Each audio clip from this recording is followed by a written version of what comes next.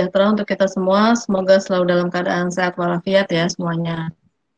Nah, nanti sepanjang saya menjelaskan atau menyampaikan materi, kalau suara saya terdengar patah-patah atau tidak jelas, mohon diinformasikan ya. Iya, Jadi Bu. ngomong aja. Iya, Oke, Bu. minggu ini kita sudah masuk ke minggu kelima ya. Materinya tentang rekrutmen dan seleksi. Nah, di materi kali ini ya melalui kelas online saya tidak akan menjelaskan secara teoritis sekali gitu ya. Jadi tidak seperti materi-materi sebelumnya ya. Untuk rekrutmen dan seleksi ini saya akan mencoba membuka wawasan teman-teman bahwa sekarang itu rekrutmen sudah mengalami tren yang baru gitu ya. Sekarang eranya sudah era digital sehingga saya concern ke hal-hal yang terkini, yang update gitu ya. Kalau nanti teman-teman mau cari teori tentang rekrutmen dan seleksi ya, silahkan cari di buku-buku atau e-book referensi yang ada yang sudah saya share atau lewat internet ya. Nah, itu banyak ya tentang rekrutmen dan seleksi. Nah, ini saya mencoba membawa teman-teman, mengajak teman-teman untuk memahami bahwa kecenderungan sekarang ini sudah berbeda untuk rekrutmen ya, atau pengelolaan SDM itu sudah berubah. Nah, ini sekarang kita fokusnya ke rekrutmen dan seleksi. Oke, nah tadi kan judulnya aja udah rekrutmen di era digital ya. Berarti kita sekarang bicara tentang revolusi industri. Ada yang tahu kira-kira revolusi industri itu kalau 4.0 ditandai dengan apa aja sih? Muncul apa aja gitu. Coba silahkan yang mau menyampaikan. Apa saja ciri-ciri dari revolusi industri 4.0 menurut teman-teman? Permisi Bu, boleh izin menjawab? Oh, Menurut saya untuk industri 4.0 itu dilakukan dengan sistem pakai internet gitu loh Bu. Jadi kayak melalui robot, internet, dan manusia tuh hanya menggerakkan dari misalnya dari laptop di rumah gitu. Seperti itu Bu. ada lagi yang mau menjawab yang lainnya? Menambahkan? Saya Ibu bantu menambahkan. Mungkin ditandai dengan perkembangan teknologi yang semakin canggih, Ibu.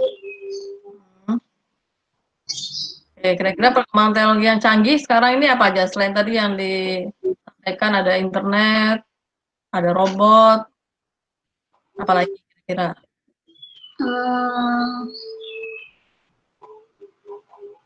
Mesin-mesinnya penggunaannya semakin mudah dengan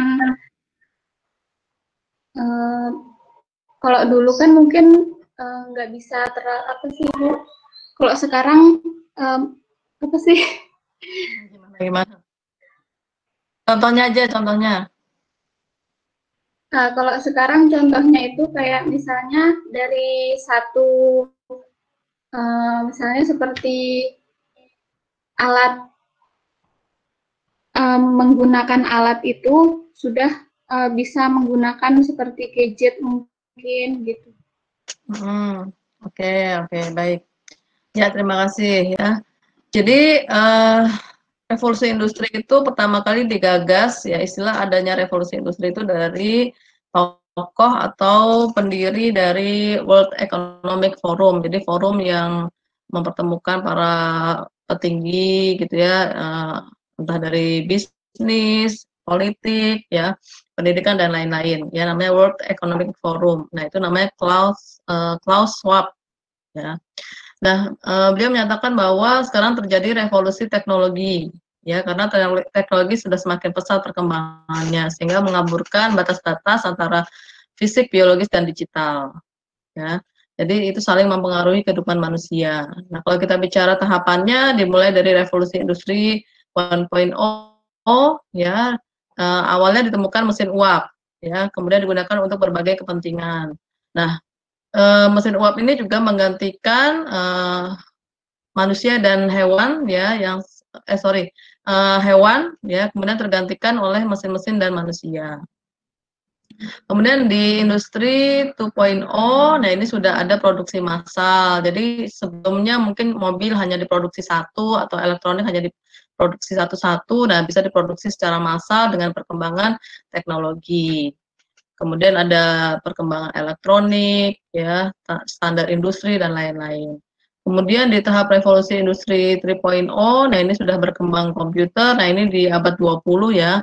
Kalau yang di industri 1.0 itu 18, industri 2.0 itu 19, dan di industri 3.0 itu abad 20. Ya, sudah ada perkembangan teknologi informasi. Nah, kemudian di industri 4.0 di abad 21 yang sekarang sedang kita hadapi ini, ya sudah semakin berkembang, ya, teknologinya semakin pesat, ya. Kemudian di sini ada cyber physical system, ya, semua serba sensorik, ada IoT, Internet of Things, ya, kemudian serba pakai digital network, dan ada big analysis data. Nah, itu semua perkembangan di revolusi industri 4.0. Jadi sudah berkembang artificial intelligence atau kecerdasan buatan, sehingga banyak diciptakanlah robot-robot atau mesin-mesin otomatisasi gitu ya, yang nantinya bisa menggantikan manusia dalam melakukan pekerjaan gitu ya. Nah, itu perkembangan revolusi industri secara singkat ya. Nah, berarti kan dengan adanya revolusi industri, dunia juga sudah berubah gitu ya. Kalau dilihat dari ilustrasinya, di sini ada kan kelihatan gitu ya, dari bentuk TV aja ya, yang tadinya bentuknya TV tabung besar gitu ya, kemudian menjadi TV yang flat, malah orangnya kebalikannya ya, orangnya yang tadinya kurus jadi gemuk gitu ya. Kemudian yang sebelahnya lagi komputer ya, yang tadinya monitornya masih yang tanggung juga ya, yang belum bisa dibawa kemana-mana. Nah, sekarang sudah semakin mobile, semakin praktis. Nah, ini perkembangan teknologi. Kemudian kita juga bekerja di era VUCA. Ada yang pernah dengar VUCA? Sebelumnya udah pernah dengar belum VUCA, istilah VUCA? Ya. Belum, Bu. Jadi VUCA itu adalah V-nya itu volatility, U-nya uncertainty, C-nya complexity, A-nya ambiguity. Jadi sekarang dunia ini sedang menghadapi VUCA juga, bahwa perubahan itu serba cepat, bergejolak, ya, volatility. Kemudian uncertainty itu serba tidak pasti. Nah, sekarang kayak pandemi itu seperti yang kita hadapi sekarang, itu VUCA yang nyata ya. Ya, tiba-tiba kita dihadapkan pada pandemi. Sebelumnya kayaknya baik-baik aja dunia gitu ya. Tiba-tiba dunia bergejolak dengan adanya pandemi. Kemudian serba tidak pasti, kan nggak tahu ya, pandemi itu berakhirnya kapan kita juga nggak akan tahu. Kemudian kompleks masalahnya, ya, dan ambiguity, ya, jadi kebijakan-kebijakannya juga ambigu sifatnya, keputusan-keputusan yang diambil, nah itu yang saat ini sedang kita hadapi. Nah, adanya pandemi yang merupakan VUCA yang nyata. Nah, ini juga dari World Economic Forum ya, dari reportnya ada perubahan pekerjaan. Ya, di tahun 2022, berarti kan 2 tahun dari sekarang ya, akan ada sekitar 75 juta loh pekerjaan yang akan menurun atau hilang. Ya, pekerjaan-pekerjaan yang berbau administratif, clerical gitu ya, itu pasti akan lama-lama menghilang gitu kan, tergantikan oleh robot, oleh mesin ya, digital, udah nggak manual lagi. Tapi juga 2 tahun kemudian atau 3 tahun kemudian akan ada muncul pekerjaan-pekerjaan baru yang sebelumnya mungkin tidak akan kita bayangkan gitu ya, sekitar 133 juta. Nah, ini seperti di slide ini kan ada pekerjaan-pekerjaan baru ya, ada data analyst and scientist, kemudian AI ya, artificial intelligence dan machine learning specialist ya. Semuanya kalau dilihat di sini berbau. Nah, ini adalah hal-hal yang harus kita sadari gitu, bahwa memang dunia itu sudah berubah. Ya, mungkin karir-karir ke depannya juga akan berubah. Nih. Jadi examples of new and future jobs. Jadi pekerjaan yang akan datang, yang baru juga akan mengalami perubahan. Di sini ada cloud specialist, ya, karena kan sekarang serba cloud computing gitu ya, apa-apa disimpannya di cloud gitu ya. Kemudian ada YouTube content creators, agile developers, big data strategists, web analyst gitu ya, data scientist. Nah, ini coba kalau teman-teman lihat pekerjaan-pekerjaan ini apakah sebelumnya ada gitu ya, maksudnya 10 tahun yang lalu gitu, kan nggak ada atau belum kelihatan. Nah, sekarang ini sudah mulai berkembang. Jadi mungkin teman-teman juga nanti kalau misalnya punya skill tertentu gitu ya dan passion tertentu, bisa jadi pekerjaannya yang diharapkan bukan lagi HR misalnya. Bisa jadi YouTube content creators misalnya atau digital marketing specialist. Nah, inilah karir-karir atau pekerjaan-pekerjaan yang akan datang gitu ya. Nah, kemudian terkait juga dengan skill atau skill set yang harus dimiliki di tahun 2022. Ya, jadi yang berkembang, nah ini yang serba apa ya, soft skill-nya misalnya kita bisa berpikir analitik dan memiliki inovasi, kemudian senang belajar, ya, kemudian kreatif, original dan memiliki inisiatif, memiliki kemampuan desain teknologi dan programming, ya, mampu berpikir kritis dan analitis, kemudian mampu memecahkan masalah yang kompleks, memiliki leadership, ya, dan mempengaruhi sekelilingnya, emotional intelligence atau kecerdasan emosi. Ya, kenapa penting kecerdasan emosi? Karena yang membedakan manusia dengan robot salah satunya adanya emosi, ya. Kalau kita memiliki kecerdasan emosi, kita akan lebih unggul dibandingkan mesin, AI gitu ya, dan lain-lain ya. Nah, yang akan mengalami penurunan ya ini yang tadi bersifat administratif, manual gitu ya. Kemudian hal-hal yang apa ya, tidak sejalan dengan teknologi sekarang ya. Nah, ini yang harus disadari oleh kita saat ini ya. Jadi World Economic Forum itu dia merumuskan gitu ya situasi terkini dan akan datang ya. Kemudian kira-kira apa sih yang akan berubah gitu. Salah satunya adalah terkait dengan perubahan industri ya, terkait dengan pekerjaan dan lain-lain. Nah, kalau misalnya ada 2 jenis pekerjaan nih. Ya, yang kiri itu gajinya kalau misalnya dihitung pakai dolar itu $2.500 dalam sebulan. Kemudian ada bonus bulanan yang diberikan sebulan sekali. Kemudian di sini karakteristiknya bosnya pengertian, tidak ada drama-drama atau office politics ya. Kemudian pulang selalu tepat waktu, jam 5.30 sore, di weekend tidak pernah diganggu oleh email dan lain-lain. Kemudian kekurangannya adalah tidak ada progres karir, tidak banyak yang dipelajari di pekerjaannya atau di organisasinya, tapi juga diberikan bonus perjalanan tahunan. Nah, kalau yang kanan gajinya 2 kali lebih besar, tapi bonusnya diberikan 2 bulan sekali. Nah, tapi bosnya itu demanding atau senangnya menuntut, rewel gitu ya. Kemudian banyak drama-drama di kantor, office politiknya tinggi, tensionnya tinggi. Paling cepat pulang tuh jam 8 malam. Berarti dia harus long hours gitu ya. Kemudian hari Sabtu Minggu harus reply email, tetap diganggu oleh pekerjaan. Tapi di sini ada progres karir, jenjang karir, kemudian banyak yang dipelajari ya. Dan tetap juga harus membawa pekerjaan ke rumah gitu ya. Nah, ada 2 jenis nih ya pekerjaan. Kira-kira kalau teman-teman suruh milih yang mana coba?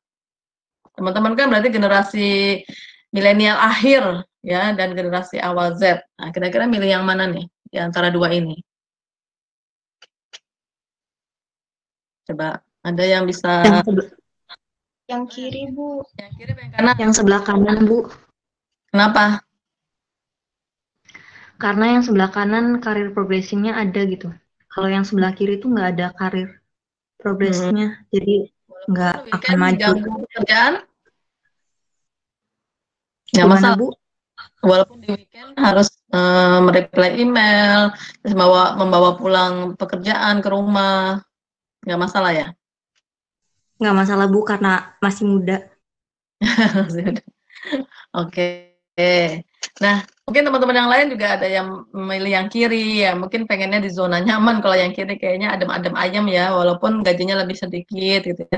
Tapi kalau millennials bisa jadi ya tadi memilih yang kanan ya, karena mereka senang belajar, senang tantangan gitu ya.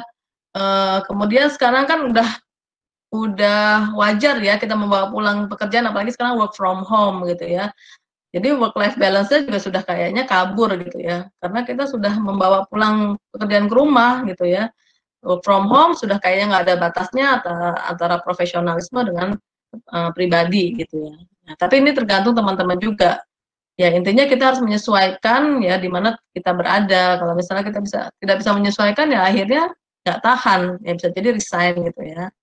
Nah inilah salah satu gambaran tentang pekerjaan. Nah, ini secara umum profil karyawan mengalami pergeseran atau shifting. Ya di tahun 2008 ya, itu paling banyak didominasi oleh generasi baby boomer. Ya mungkin kalau generasi baby boomer itu kakek nenek teman-teman ya. Ya usianya mungkin sekarang sudah 60-an gitu ya. Nah, kemudian di tahun 2013, nah ini didominasi oleh generasi X. Ya, generasi Y-nya juga sudah mulai banyak. Nah, di tahun 2018 ini semakin kompleks ya, multi generation. Masih ada baby boomer ya, kemudian masih ada generasi X, generasi Y dan generasi Z awal.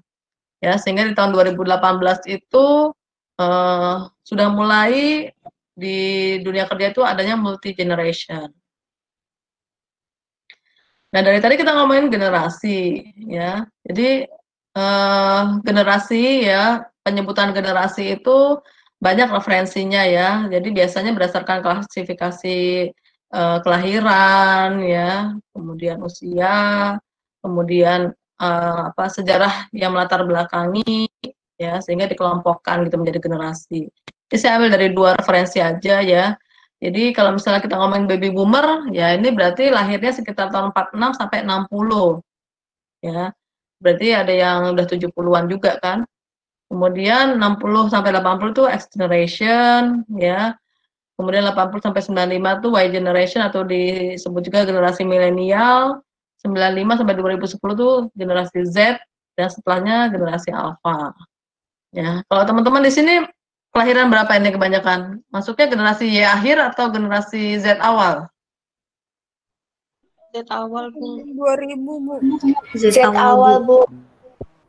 Nah, Z awal ini beda lagi nanti karakteristiknya. Nah, ini kalau misalnya kita lihat aja ya, ini fokusnya ke millennials ya. Jadi jadi gini, Indonesia saat ini sedang mengalami namanya bonus demografi.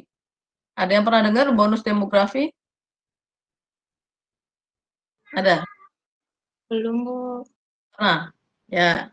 Jadi kenapa dinamakan bonus ya? Karena di tahun 2020 sampai 2030 kalau nggak salah ya, itu Indonesia secara populasi komposisinya akan lebih banyak usia produktifnya dibanding usia non produktifnya. Jadi sehingga disebut bonus ya, karena yang produktif akan menyokong yang non produktif. Jadi lebih banyak komposisinya. Nah, tapi bisa juga disebut disaster gitu ya, atau bencana jika usia produktifnya itu kurang skillful gitu ya. Jadi kurang skillful worker, jadi tidak kompeten gitu ya, tidak bisa bersaing dengan negara-negara lain, bahkan Indonesia itu masih menduduki ranking bawah gitu ya, untuk bisa bersaing dengan negara-negara tetangga. Nah, ini tugas dari pemerintah, kemudian dari dunia industri, dunia akademis, dunia bisnis, untuk menyiapkan para generasi yang siap kerja ya dan kompeten. Nah, kalau misalnya kita bicara tentang karakteristik ya, secara umum karakteristiknya generasi milenial itu ya orangnya ekspresif, senang mengekspresikan diri, senang cari panggung, dalam artinya mereka senang mengaktualisasikan diri gitu ya. Kemudian fokusnya pada grup atau kelompok ya, sehingga nggak heran lah kalau di kafe-kafe ya, co-working space itu pada senang berkumpul-kumpul gitu ya, bisa sampai pagi karena mereka group oriented. Ya, senang sharing, kolaborasi, kemudian pemikirannya global dan memiliki ketergantungan terhadap teknologi. Nah, kalau dikaitkan dengan recognition atau pengakuan, nah mereka senang mendapatkan umpan balik atau feedback secara berkala, kemudian senang berkomunikasi melalui platform apapun, media apapun, ya. Kemudian mereka menginginkan jenjang karir, gaji, dan pengakuan serta tantangan. Nah, generasi Z beda lagi, ya. Generasi Z semakin advance ya penguasaan teknologinya, kemudian mereka senang menjadi atau memiliki jiwa entrepreneur, ya. Kemudian orangnya senang mendapatkan penghargaan dan lain-lain. Nah, karakteristik seperti ini ada di setiap organisasi atau setiap kantor, ya, karena terdiri dari berbagai generasi. Nah, apa sih yang dicari milenial gitu ya dalam bekerja, ya. Yang pertama, mereka tuh mencoba mempelajari perusahaan yang akan dilamar gitu ya, akan dituju, ya, untuk mempelajari culture dan value-nya. Makanya saya dari awal bilang ya bahwa visi, misi, value dari suatu organisasi itu sangat penting. Karena itu bisa menjadi employer branding juga atau menjadi branding dari suatu organisasi. Kemudian mereka lebih peduli ya mempertimbangkan benefit ya dan kompensasi dibanding generasi sebelumnya. Kemudian mereka apa nih? Nah, 3 alasan ya mengapa mereka menerima pekerjaan, yaitu perusahaan memberikan kompensasi dan benefit yang lebih baik gitu ya. Kemudian menawarkan peluang atau tantangan gitu ya. Jadi work sounded more challenging, makanya milenial tuh suka akan tantangan. Mungkin mereka nggak betah dianggap kutu loncat karena mereka merasa sudah sesak di suatu pekerjaannya dalam 1 tahun bisa jadi ya, mereka nggak merasa mendapatkan tantangan lagi gitu, kayaknya nggak ada lagi yang bisa dikerjakan, ini aja ya, bisa jadi mereka akhirnya loncat.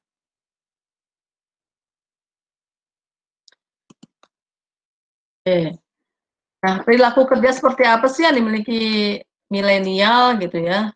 Nah, milenial senang mempelajari peluang kerja ya, kemudian mereka walaupun sudah mencoba untuk melamar gitu ya, tapi mereka nggak ngerti tentang perusahaan itu, jadi tidak terlalu paham. Misalnya nih melamar ke Unilever, Unilever itu kan udah terkenal ya, tapi ternyata mereka nggak ngerti apa-apa gitu ya, value-nya Unilever seperti apa, nggak ngerti dibanding generasi sebelumnya, ya. Kemudian juga, ini halangan-halangan bagi mereka untuk menerima pekerjaan. Ya, tadi nggak ngerti tentang company-nya gitu ya, kemudian tidak mendapatkan feedback setelah melamar, ya, kemudian tidak tahu pekerjaannya itu job desk-nya apa, ya. Sehingga mereka juga mencoba untuk melakukan riset terhadap perusahaan yang dilamar melalui sosial media. Karena mereka kan sekarang udah teknologinya lebih tinggi penguasaannya ya, sosial media apalagi. Jadi milenial akan lebih, banyak melakukan riset tentang perusahaan ya lewat sosial media atau lewat website misalnya.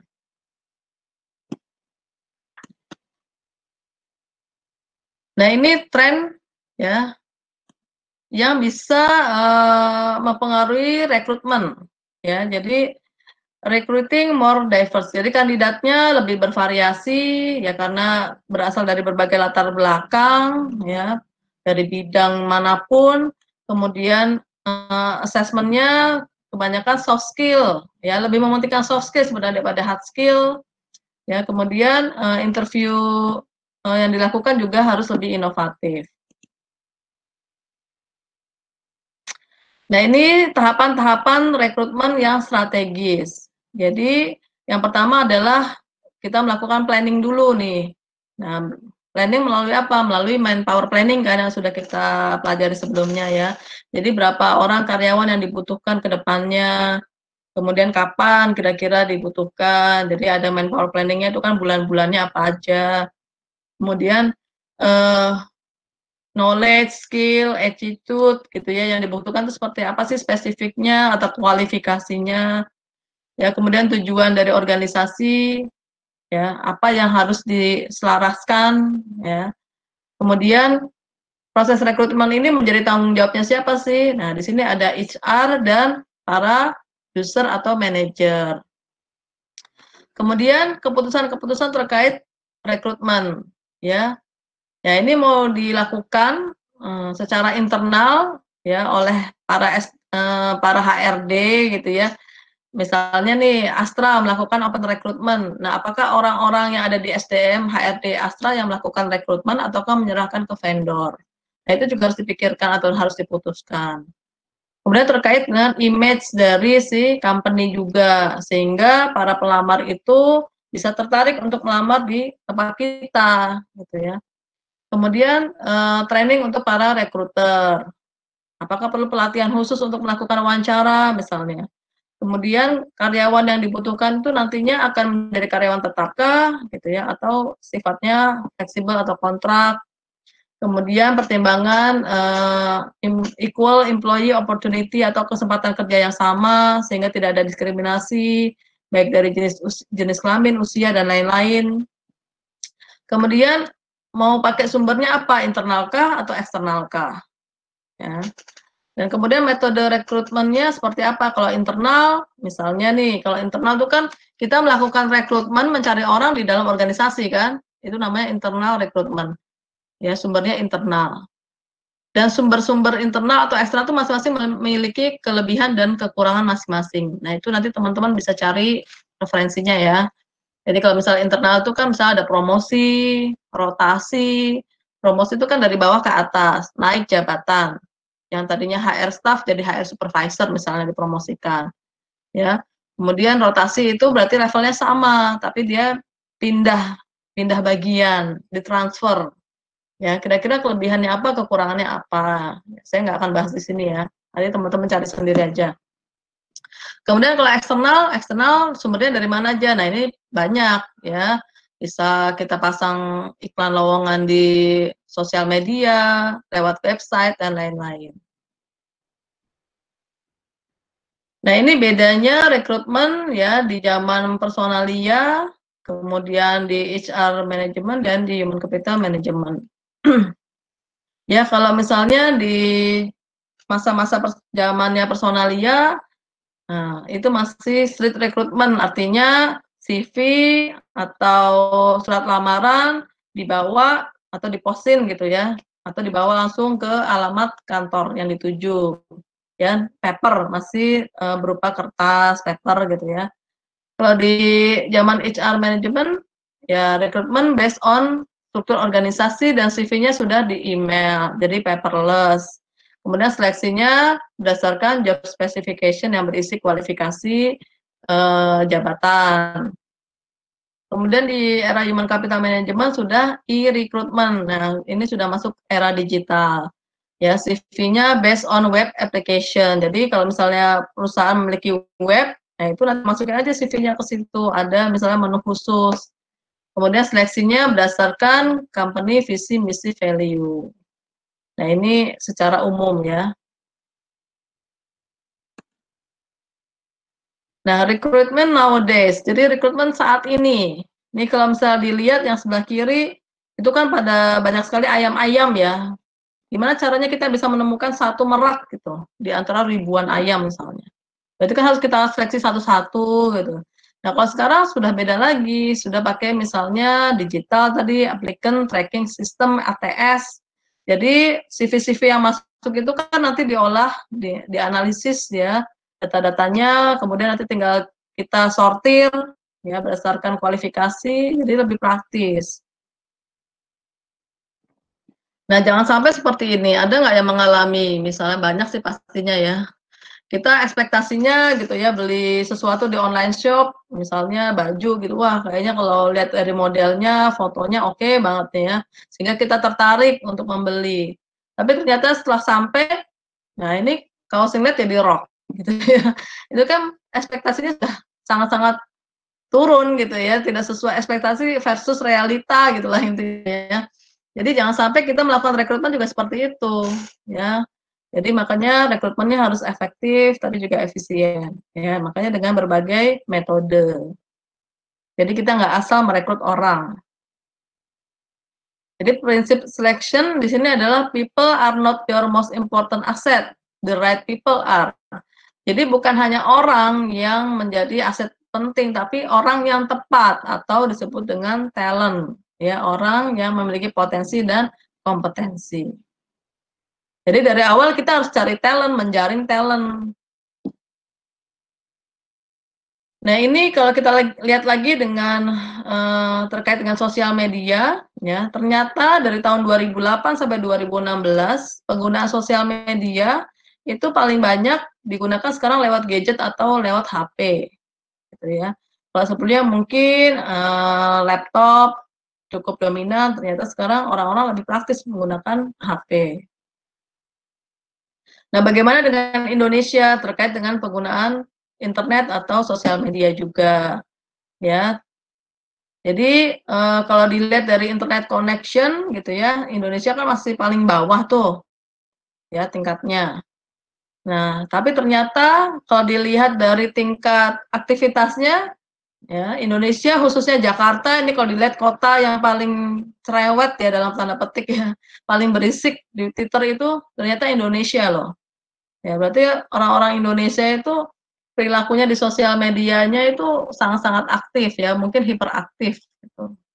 Sehingga kalau kita kaitkan dengan rekrutmen dan seleksi ya kita harus banyak melakukan rekrutmen lewat sosial media salah satunya.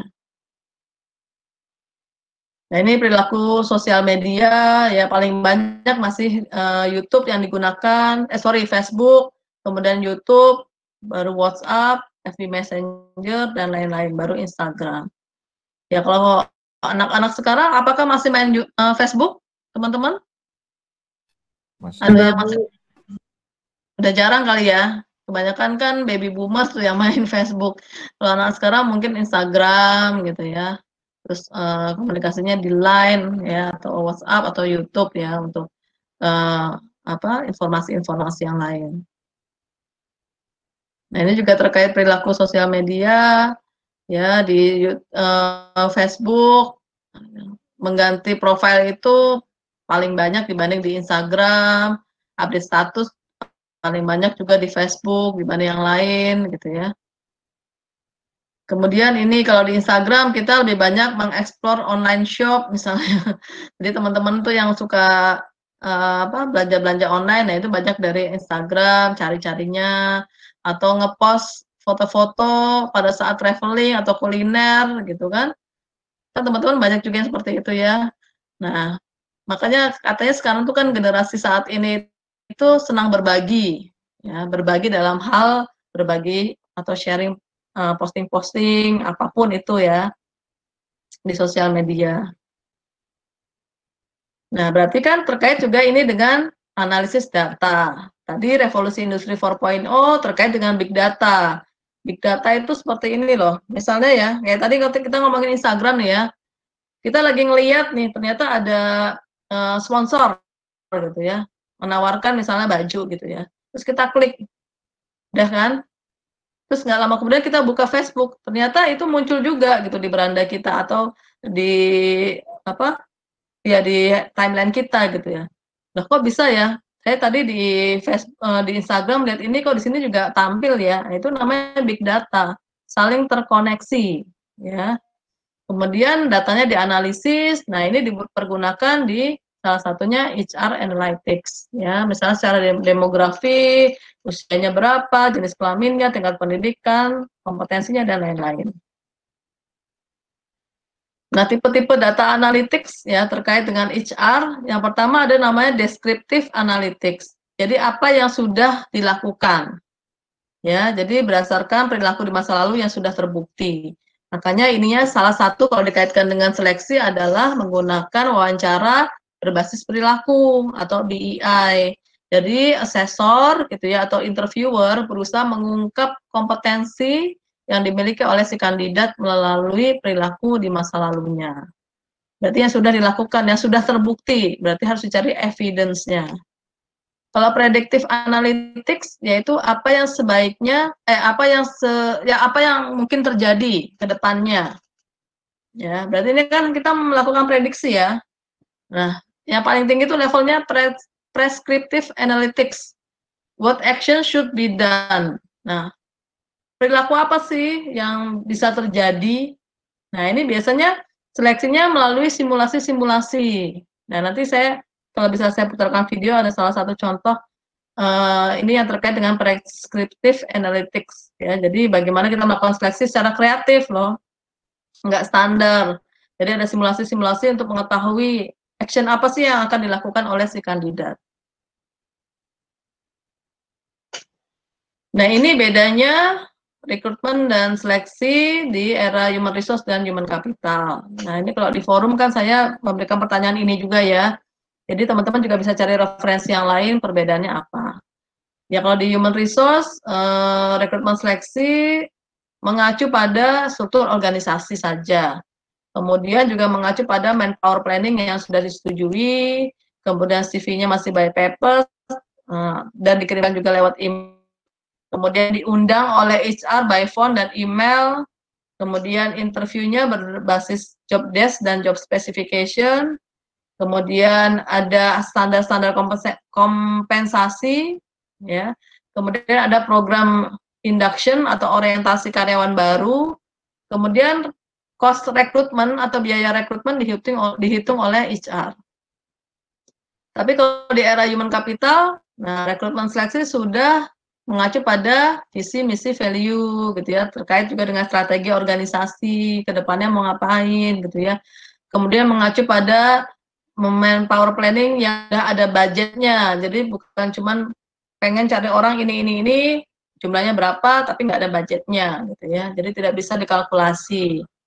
Kemudian CV-nya online ya, lewat web application, jadi paperless, kemudian di-reply secara otomatis menggunakan digital, gitu ya, sistem digital.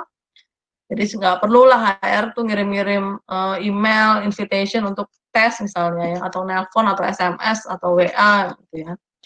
Kemudian interviewnya based on job kompetensi, ya, jadi berdasarkan kompetensi, ya, berdasarkan hard and soft kompetensi dari yang diturunkan oleh visi misi value. Kemudian ada kompensasi ya yang inovatif, bukan yang standar ya, misalnya benefitnya seperti apa yang ditawarkan. Kemudian program orientasinya terintegrasi dari awal sampai akhir berdasarkan VMV. Ya, jadi misalnya dari rekrutmen sampai placement itu harus terintegrasi ya programnya. Kemudian penghitungan rekrutmen cost gitu ya dikalkulasi oleh user, jadi bukan oleh HR. Itu bedanya ya. Nah, ini manajemen rekrutmen yang strategis ya, selaras dengan VMV tadi, dengan strategi bisnis, dengan strategi organisasi dan lain-lain. Kemudian merupakan terjemahan dari manpower planning ya, kemudian juga dari OD, Organizational Development, yang notabene merupakan planning dari HR, ya. Kemudian sourcing itu sumbernya, ya. Rekrutmen seleksi ini atau rekrutmen ini sumbernya mau dari mana sih? Mau dari internal kah atau dari eksternal kah, ya. Kemudian toolsnya, ya, toolsnya yang dipilih untuk seleksi itu mau apa yang efektif, gitu ya. Nah, kemudian ini merupakan integrasi dari rangkaian tahapan dari rekrutmen dan seleksi. Nah, ini kalau ngomongin sumber atau sourcing, ini yang seperti teman-teman lihat ya, sekarang kita sudah era digital, job fair-nya kalau dulu masih job fair yang biasa dilakukan gitu ya, di kampus. Nah, sekarang sudah virtual job fair, dulu masih walk interview, kemudian ada join dengan kampus, open recruitment, lewat seminar, website, ada referensi dari pihak-pihak lain, dan lewat headhunter. Kemudian juga lewat job portal, ya, misalnya job portalnya di sini ada Jobstreet, ya, dan lain-lain. Kemudian ada di sini Facebook, sosial media ya pastinya ya. The power of social media. Nah, ini harus memanfaatkan sosial media sebaik mungkin untuk melakukan rekrutmen lewat Facebook, Instagram, LinkedIn, dan lain-lain. Dan ada job portal plus ya, di sini job portal plus berbeda dengan job portal biasa ya. Kalau job portal plus itu lebih komprehensif ya, dia menawarkan online assessment, kemudian menawarkan fitur-fitur yang lebih canggih gitu dibanding job portal biasa. Nah, jadi beda ya, rekrutmen seleksi yang dulu, yang atas dengan yang sekarang. Ya kalau yang dulu ya tadi masih diantar gitu ya, CV-nya, lamaran kita, ya sekarang tinggal submit aja, ya kemudian menggunakan sosial media, job fair-nya virtual, resumenya lewat sosial media juga, profile online kayak lewat LinkedIn, ya kemudian interviewnya tidak harus face to face tapi lewat online. Nah ini rekrutmen tren 2020. Nah ini yang saya bilang teman-teman silahkan, ini kan saya ada linknya juga nanti bisa diklik juga. Kalau teman-teman ingin tahu bagaimana sih tren rekrutmen terkini, itu biasanya rekrutmen tren itu per tahun ada, ya. Ini saya ambil yang 2020, tapi ini sebelum zamannya pandemi ya, tapi masih relate sih. Jadi yang pertama ada namanya employer branding.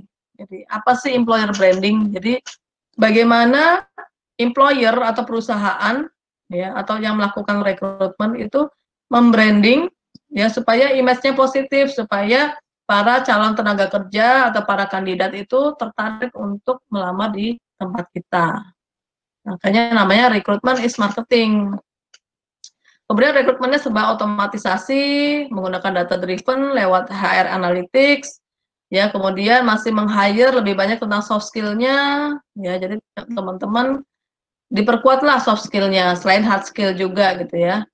Kemudian menggunakan artificial intelligence, ya, kemudian memanfaatkan, mengoptimalkan penggunaan sosial media, ya. Kemudian juga ada sistem candidate relationship management itu namanya, CRM.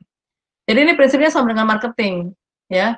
Kalau misalnya penjual, ya, ingin mempertahankan pelanggannya, gimana sih caranya? Ya, lewat customer relationship management. Nah, tapi kalau misalnya kita ingin mempertahankan kandidat yang bagus, ya, yang suatu saat bisa kita rekrut kembali, itu namanya kandidat relationship management.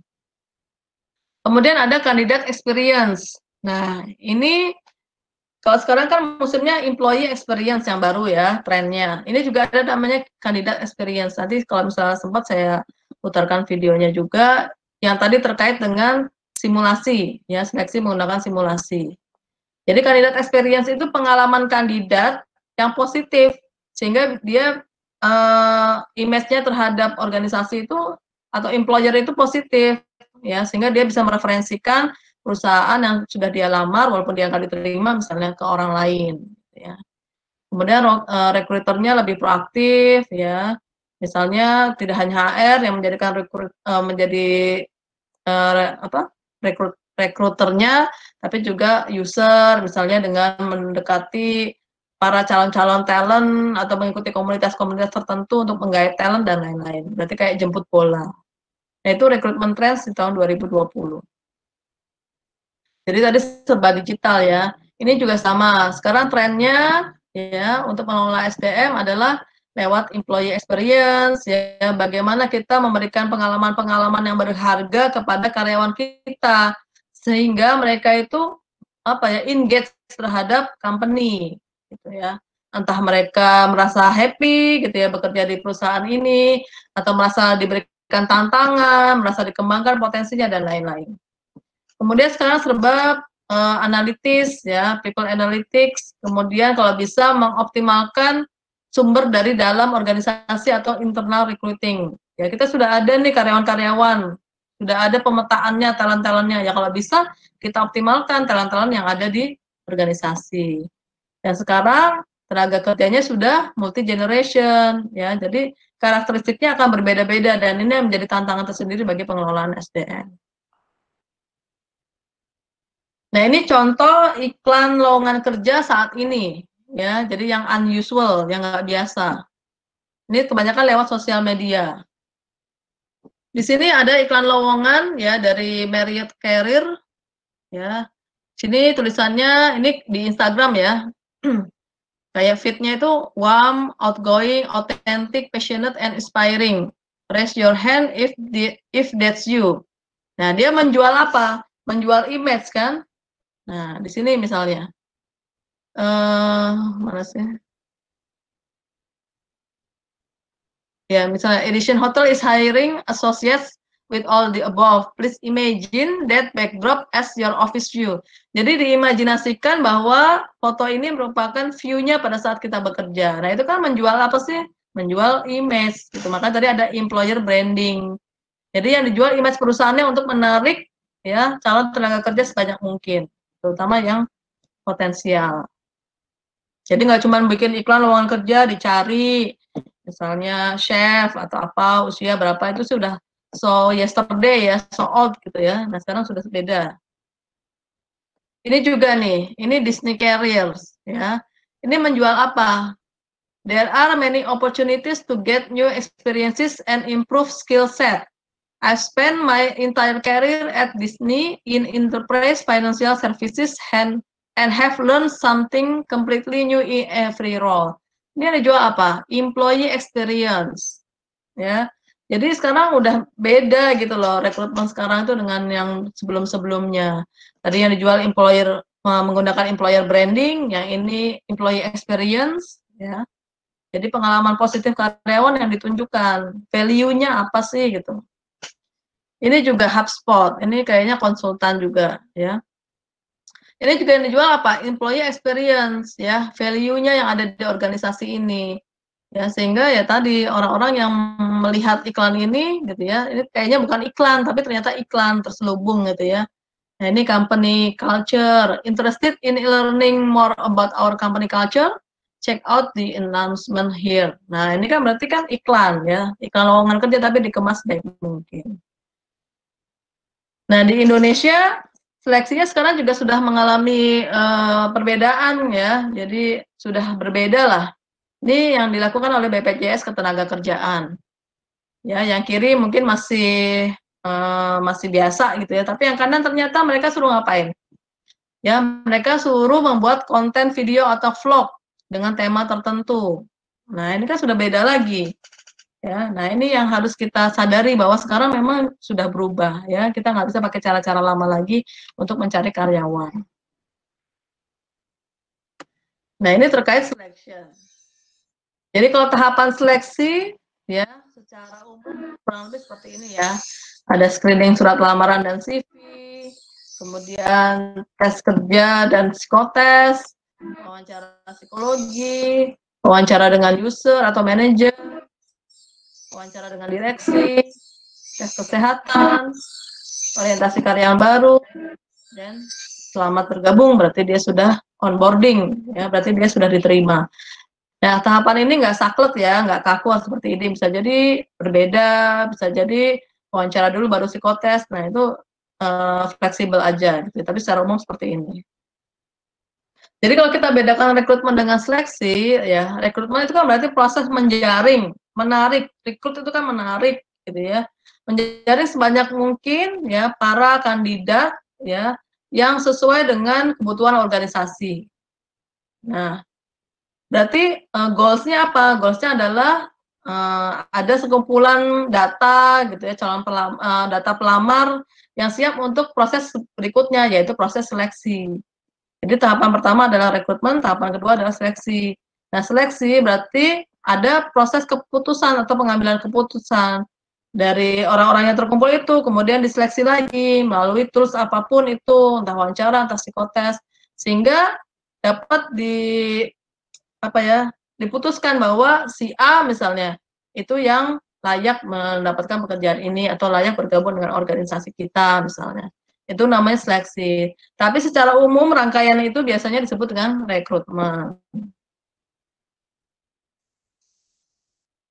Nah, proses rekrutmen dan seleksi kerja di era 4.0 ya tadi udah serba online, serba digital, ya iklan lowongan kerjanya lewat web lowongan kerja atau job portal atau lewat website perusahaan. Kemudian proses melamar kerjanya lewat email atau submit di website via WA, Telegram dan lain-lain. Ya, kemudian seleksi kerjanya juga sudah secara online ya, psikotes online, wawancara online, LGD-nya pun online. Ya. Teman-teman tahu LGD itu apa? Ada yang tahu nggak LGD apa? Halo? Belum, Nggak Bu. tahu, Bu. Nggak tahu. Oke. Leader group discussion. Leader group discussion, Bu. Leaderless group discussion. Jadi beda LGD dengan FGD ya. Kalau LGD berarti tidak ditentukan tuh yang jadi leadernya siapa, tapi sama-sama sebenarnya diberikan kasus. Jadi kayak diskusi kelompok sebenarnya. Misalnya ada 8 orang, diberikan kasus yang sama, kemudian mereka disuruh berdiskusi.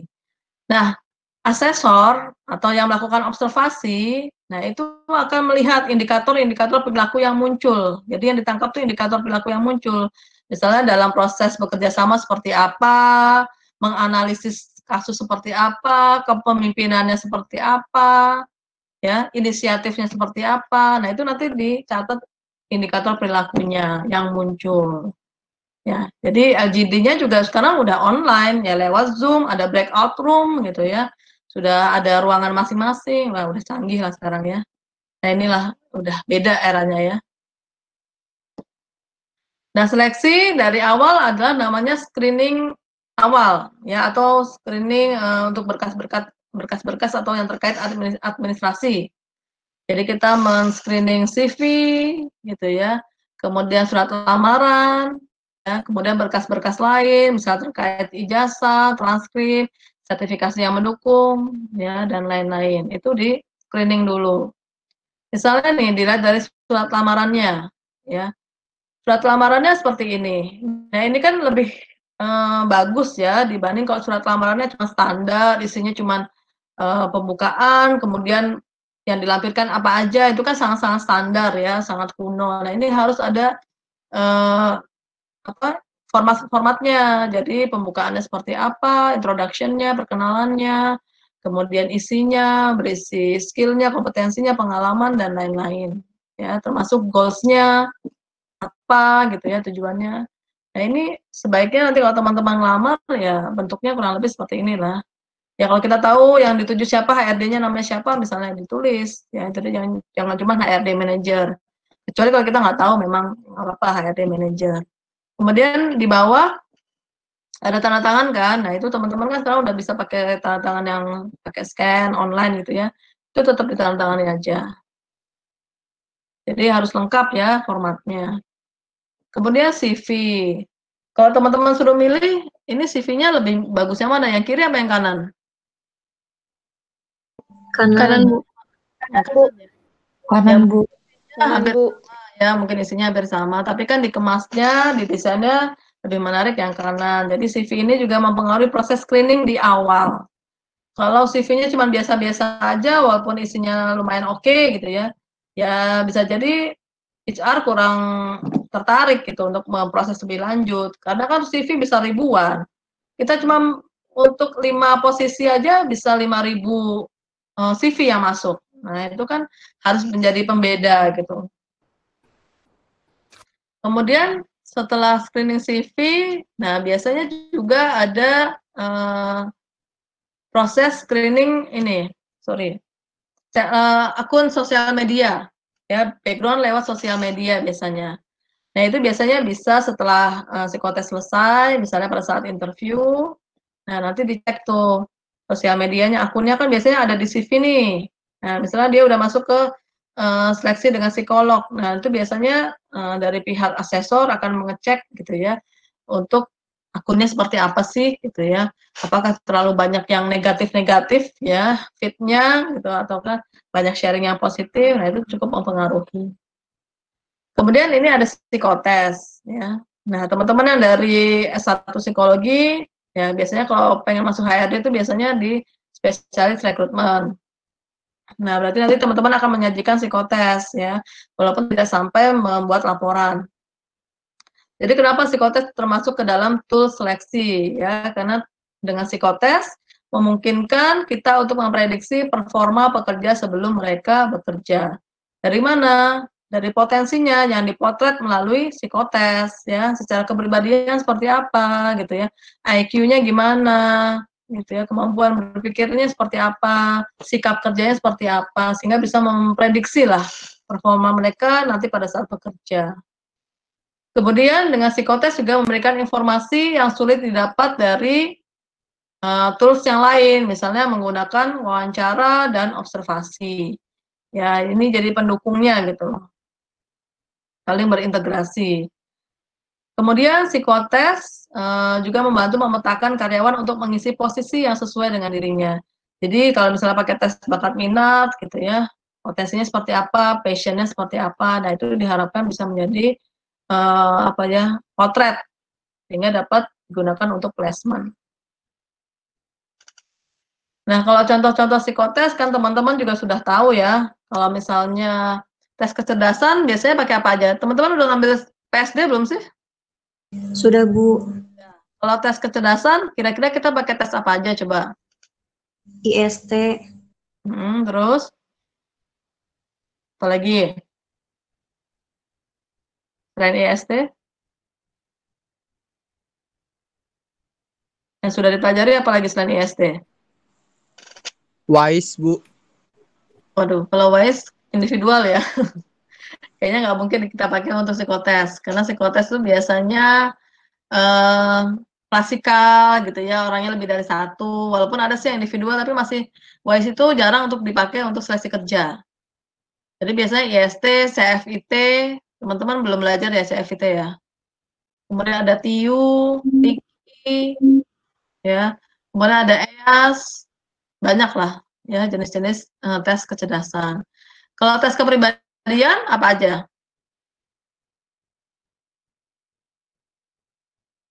Tes kepribadian, psikotesnya apa aja coba? Mungkin tes Kreaplin itu, Bu. Oh, itu untuk mengukur sikap kerja kalau itu. Kalau kepribadian itu teman-teman udah ngambil kan PSD non kognitif kan? Baru PSD 1, Bu. Belum, Bu. Jadi nanti ada tes kepribadian tuh yang proyektif dan non proyektif kan. Kalau yang non proyektif berarti yang sifatnya inventory, yang memilih pernyataan seperti EPPS, Papikostik, 16PF dan lain-lain. Tapi kalau yang proyektif, nah itu misalnya seperti menggambar kayak grafis, wartek, nah itu namanya tes kepribadian proyektif. Nah biasanya digunakan untuk seleksi kerja itu tes proyektif dan tes non proyektif. Jadi kayak Papikostik, kemudian ada grafis, ada wartek. Kemudian kalau tes sikap kerja ya tadi yang Kraepelin atau Pauli itu mengukur sikap kerja atau mengukur pola kerja kita. Ya, jadi biasanya itu mengukur aspek kecerdasan, ya psikotes, aspek kepribadian, dan aspek sikap kerja. Itu tiga aspek psikologis utama yang diukur dengan berbagai tools atau alat tes. Nah, sekarang sudah zamannya psikotes online, ya. Kenapa sih kita menggunakan psikotes online atau tes online? Nah, ini yang pasti untuk efisiensi, ya. Jadi waktu yang digunakan kan menjadi lebih sedikit, ya, karena kita tidak harus bersusah payah gitu ya menyelenggarakan rekrutmen dengan alokasi waktu yang banyak ya, tapi kita tinggal menyediakan platform aja untuk tes online. Kemudian akurasinya juga secara continuous baik ya, dengan adanya machine learning, nah itu bisa mempelajari sendiri itu nanti akurasinya seperti apa, kemudian menjangkau orang yang lebih banyak pastinya. Jadi kan kita nggak usah ke kota ini gitu ya, kayak besok saya akan melakukan wawancara online dengan bironya itu salah satu biro terbesar di Indonesia ya, untuk rekrutmen BUMN tertentu. Nah itu ribuan loh yang direkrut, 1.500 kalau nggak salah. Nah asesornya yang di hire juga banyak kan, mungkin ada puluhan gitu ya, termasuk saya salah satunya. Besok saya akan mengadakan wawancara online.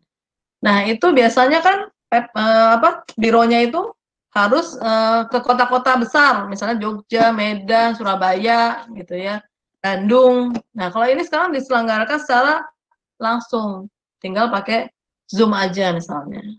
Nah berarti kan menjangkau populasi yang lebih besar. Kemudian serba menggunakan data driven gitu ya, dianalisis oleh data, hasilnya juga bisa secara langsung. Ya, tinggal diintegrasikan aja sama psikolognya. Kemudian secara operation dan manpower lebih efisien. Kita tidak perlu banyak-banyak menggunakan manpower atau orang-orang untuk dikerahkan lakukan open recruitment. Kemudian kita tidak usah susah-susah mengumpulkan data atau menyimpan data karena semua serba cloud gitu ya. Jadi tinggal kita cari aja nih, kita tarik datanya gitu. Nah, ini kelebihan dari tes online. Nah, ini salah satu contoh tes online yang sifatnya lebih praktis ya. Jadi kita bisa mengakses lewat HP gitu ya. Jadi nanti kayak tinggal ngisi-ngisi aja. Nah, itu nanti yang di-assess apa kepribadian dan kompetensi misalnya.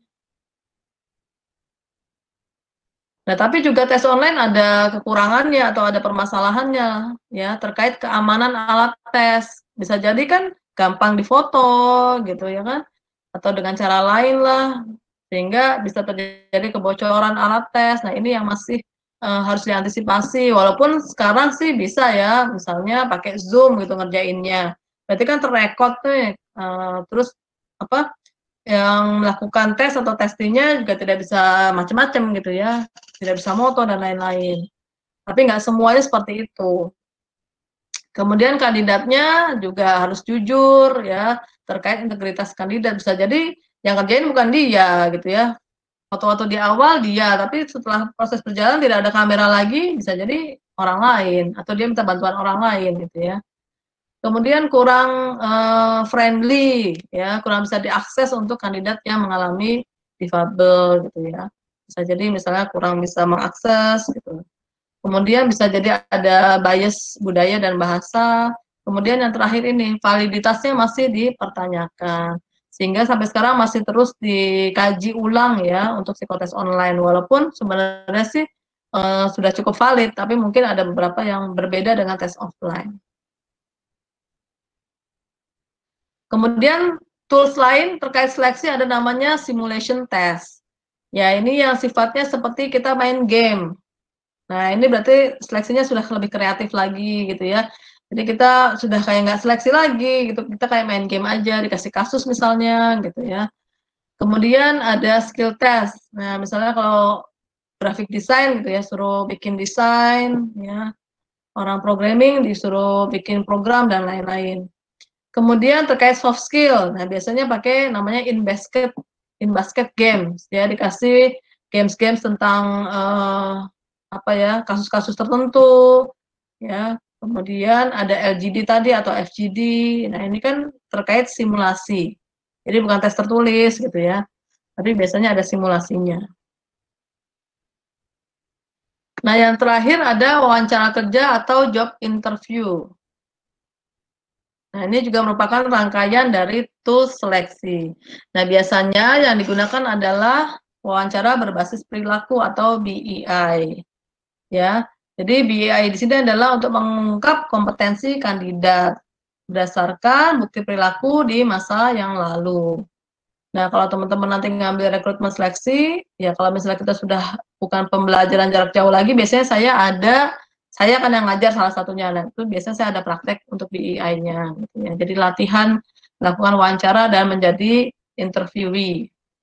Nah, metodenya pakai STAR biasanya, situation, task-nya seperti apa, gitu ya. Jadi situasi dan tugas yang ada saat itu seperti apa yang dihadapi, tindakan yang dilakukan apa, dan dampaknya dari tindakan yang dilakukan itu apa.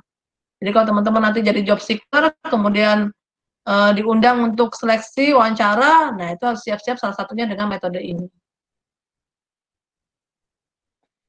Nah ini tadi ya terkait wawancaranya kan sifatnya online sekarang. Nah ini bisa berbagai platform yang digunakan, salah satunya menggunakan misalnya Google Meet, Skype, Zoom gitu ya, seperti saya besok tuh pakai Zoom. Kemudian ada tren lain yaitu namanya workplace interview. Nah ini saya sudah cantumkan YouTube-nya, tapi nanti kalau saya bisa sharing videonya, saya coba sharing. Jadi interview yang dilakukan sesuai tempat kerjanya. Misalnya dia bekerja di, kalau contohnya tuh di sini Mercedes-Benz, akan meng-hire seorang CEO. Nah itu calon-calon pelamarnya atau calon-calon CEO-nya naik mobil sportnya Mercedes-Benz, kemudian dikebut-kebut tuh sama drivernya. Nah selama dia naik mobilnya itu sambil ngebut, nah itu diwawancara lewat kayak ada videonya gitu di dalam mobil. Nah, itu namanya workplace interview. Ya, atau interview dengan menggunakan AI, ya, atau artificial intelligence. Nah, itu juga ada, sama juga mobil juga, Volvo. Jadi si pelamarnya itu masuk ke mobil, kemudian di dalamnya itu ada kayak AI-nya, ya. Jadi kayak ada teknologinya yang melakukan seleksi. Nah, ini di Indonesia kayaknya belum ada. Oke, saya coba share ya, barangkali bisa untuk ininya, videonya ya, sebentar.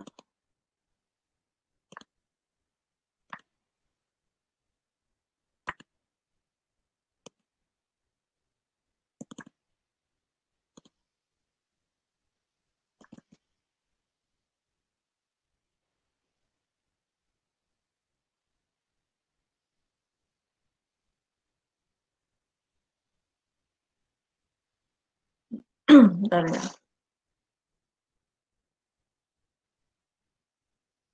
Oke, sambil menunggu, ada pertanyaan tidak? Atau ini coba dulu ya, sebentar. Bu, maaf mau nanya, Bu. Ini sudah kelihatan belum? Sebentar. Gimana, Mas? Silakan tanya dulu aja. Iya, Bu, kan besok Ibu mau itu apa rekrutmen yang BUMN itu, Bu. Mau nanya, kalau BUMN itu kandidat yang dicari itu yang kayak gimana, Bu? Minta bocorannya, Bu.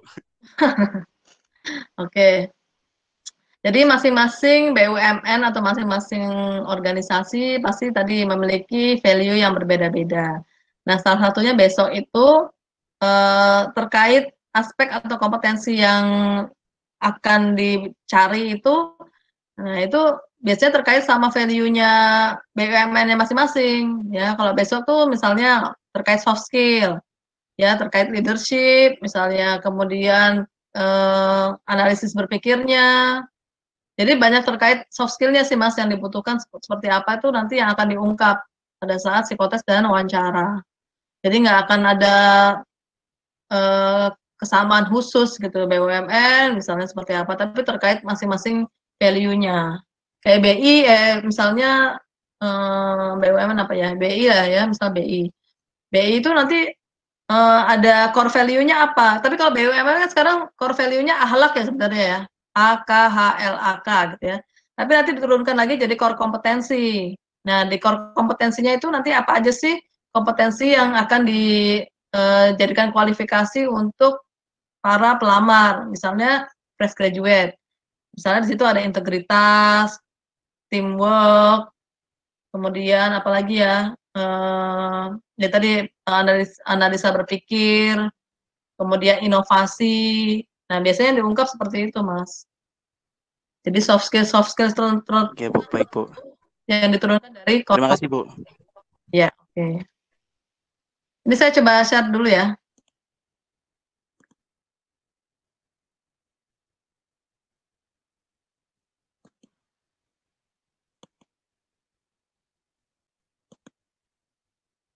Udah kelihatan belum?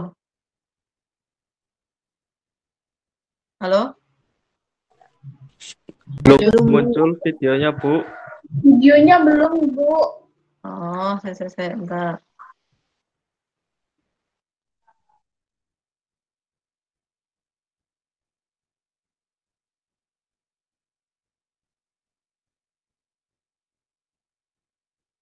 Nah, agak lama ini sebentar.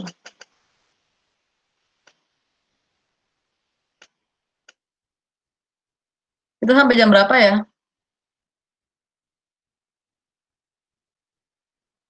Berapa menit lagi kita? Sampai jam Masih ada 3.20. 36 menit lagi, Bu. Masih banyak waktu. Coba ini dulu aja deh. Ini udah ada belum? Halo? Belum, Bu. Belum, Bu. Belum, Bu. Berarti nggak bisa sharing ya? Ya udah deh. Nanti kan sudah saya share di e-learning ya, tinggal teman-teman cari aja deh. Itu tinggal diklik aja YouTube-nya. Jadi kalau misalnya bisa saya ceritakan, salah satunya ya videonya itu ada perusahaan namanya Heineken ya produknya. Jadi minuman keras lah ya. Nah itu dia lagi merekrut untuk karyawan magang ya untuk suatu proyek terkait dengan sepak bola karena Heineken sebagai sponsor utama ya. Entah itu Liga Italia atau Liga Champions saya lupa. Itu kalau nggak salah proyeknya di tahun 2003 tuh rekrutmennya. Nah untuk mencari seorang karyawan magang pun ya mereka serius gitu ya. Jadi tidak menggunakan cara-cara lama lagi. Interview tidak sekedar menanyakan kekurangannya apa, kelebihannya apa, terus apa motivasinya gitu ya. Tapi sudah terkait dengan simulasi. Jadi pada saat pelamar masuk ya, kemudian disambut oleh si asesornya atau interviewernya, itu langsung digandeng tuh tangannya gitu ya sama si asesornya. Nah, itu apa yang mau ditunjukkan, yaitu value dari company-nya, bahwa ada warm gitu ya, kehangatan yang ingin ditunjukkan. Jadi orang yang dicari adalah orang-orang yang hangat gitu, fleksibel gitu ya. Jadi salah satunya pakai simulasi itu. Canggung nggak sih kira-kira kalau misalnya digandeng? Nah, itu kan bisa terlihat dari situ, ya. Kemudian yang kedua ada critical incidents atau kejadian-kejadian yang kritis yang diciptakan. Misalnya nih, interviewernya pura-pura pingsan saat itu. Ya, kemudian reaksi apa atau respon apa yang dilakukan oleh si kandidat. Ya, dan itu bermacam-macam. Kemudian yang ketiga, nah ini lebih kritis lagi nih kejadiannya. Tiba-tiba disuruh keluar, alarm berbunyi, ternyata ada yang mau terjun bunuh diri gitu ya. Nah, itu salah satu kandidatnya memiliki inisiatif yang tinggi untuk ikut bersama tim yang lain ya, tim penyelamat gitu ya, untuk menyelamatkan si orang yang mau bunuh diri. Ya, nah dari situ kan kelihatan ya situasi-situasi yang diciptakan seperti apa dan respon-responnya seperti apa. Jadi tadi prescriptive analytics gitu ya. Kira-kira action apa yang akan dilakukan. Nah, situlah levelnya sudah tinggi ya. Jadi tidak mengungkap masa lalu lagi tapi sudah melihat ke masa depan. Tapi real gitu ya, tidak diada-adain, tidak dimanipulasi. Nah, kemudian tibalah datang apa ya? Announcement, pengumuman siapa yang diterima. Nah, kandidatnya, ya salah satu kandidatnya yang diterima itu, tapi dia nggak tahu kalau dia diterima. Disuruh ikut masuk ya ke dalam stadion itu, yang itu ada si Juventus ya, main gitu ya. Nah, pada awal itu terus di-announce gitu ya, siapa sih namanya, Guy Lapping gitu ya, you got a job. Nah, berarti kan dia yang menerima pekerjaan itu, yang dianggap lolos seleksi. Nah, itu gimana nggak bangga gitu ya, di giant screen gitu ya, diumumin bahwa dia nerima di ribuan, ratusan jutaan mungkin ya, penonton gitu ya, ratusan ribu penonton. Nah, itu siarkan secara online, dari mulai awal rekrutmen itu di-compile gitu ya videonya, kemudian dimasukkan ke platformnya Heineken, ya kemudian bisa dilihat oleh semua karyawan Heineken. Mereka yang melakukan voting juga loh. Siapa yang layak untuk jadi karyawan magang Heineken untuk proyek itu. Ya, jadi yang menyeleksi bukan cuma HRD tapi seluruh karyawan. Dan itu dianggap sesuatu hal yang keren banget gitu ya, kreatif rekrutmennya, sehingga ditiru oleh berbagai perusahaan di berbagai dunia.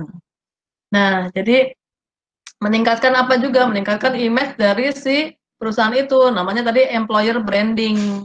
Ya, dari situ ternyata image-nya ya, dikalkulasi image-nya itu semakin naik tuh ya, positif gitu ya. Jadi orang-orang banyak yang ingin apply. Jadi ratusan ribu CV masuk gitu ya lewat web application-nya itu. Nah, itulah salah satu contoh rekrutmen yang kreatif, yang inovatif. Nggak tahu kalau di Indonesia udah ada apa belum. Gitu ya. Jadi kira-kira teman-teman sudah mendapatkan gambaran belum nih? Rekrutmen saat ini seperti apa sih? Gitu. Udah ada gambaran belum? Sudah, Bu. Sudah ya. Jadi jangan kita hanya berdasarkan yang cara-cara lama aja gitu ya. Kalau bisa nanti kalau teman-teman sudah jadi staf rekrutmen gitu ya, atau staf rekrutmen dan seleksi di suatu organisasi, ya coba ciptakan ide-ide juga gitu ya. Kira-kira rekrutmen yang efektif seperti apa sih, yang menarik gitu ya. Jadi sebisa mungkin kita update juga gitu ya dengan kondisi-kondisi sekarang. Oke, ada yang mau nanya lagi? Tadi saya putus-putus nggak ya? Kalau kemarin soalnya Zoom bermasalah ternyata IndiHome-nya. Jadi saya cek rekamannya benar-benar parah gitu ya. Kalau ini nggak terlalu ya? Yang sekarang Aman, Bu. aman ya? Iya.